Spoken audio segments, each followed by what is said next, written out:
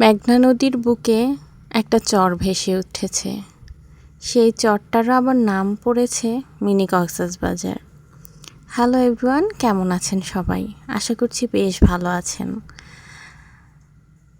চাঁদপুর মোহনা থেকে একটু সামনেই ট্রলার ভাড়া করে গেলে যাওয়া যাবে মিনি কক্সবাজারে। মিনি কক্সবাজারের নাম স্থানীয়রাই এই চরের নাম দিয়েছে মিনি কক্সবাজার। কেন বা কী আসে বিষয়, কী কারণে এটা কক্সবাজার, এই যে দেখছেন, চলেন আমার সাথে। নামলাম ট্রলার থেকে, মোহনা থেকে ট্রলার ভাড়া করে নিয়ে আসছি।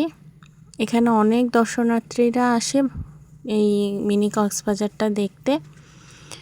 আসলে বালুচর কক্সবাজারের মতন বালুতে ভর্তি, যেহেতু চর জেগে উঠেছে, বালিই থাকবে স্বাভাবিক, বালিতে ভর্তি। দূরে ঘাস, কাশফুল, এই সব কিছু মিলিয়ে হয়তোবা স্থানীয়রা এই জন্যই নামকরণ করেছে মিনি কক্সবাজার। এখন বর্ষার সিজন দেখে বসার অ্যারেঞ্জমেন্টটা নাই, জোয়ার ভাটার কারণে পানি নাকি বিকালে অনেক বেড়ে যায়, কিন্তু যখন বর্ষার সিজনটা চলে যায় তখন নাকি এখানে কক্সবাজারের মতো বসার জায়গাও করা হয়, তখন নাকি দেখতে আরও সুন্দর লাগে। সেই জন্য এই জায়গাটার নাম দিয়েছি মিনি কক্সবাজার।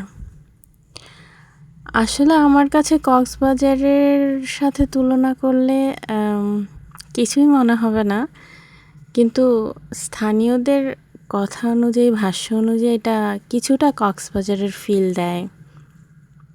হতেও পারে, না হয় এত দর্শনার্থী প্রত্যেক দিন এই মিনি কক্সবাজার দেখতে তো আসতো না শুধু শুধু। পরিবেশটা সুন্দর, নিরিবিলি, সব কিছু মিলিয়ে এখানে শরবত খাওয়ার কয়েকটা দোকান আছে, ভাসমান দোকান। এখানে আপনি খাবার দাবারের তেমন কোনো স্টল পাবেন না, কিছু না, শুধু সময়টা উপভোগ করতে পারবেন। বলে রাখি, চাঁদপুর মোহনা থেকে ট্রলার ভাড়া করে এখানে আসতে হবে। অবশ্যই ট্রলার দরদাম করে ভাড়া করতে হবে।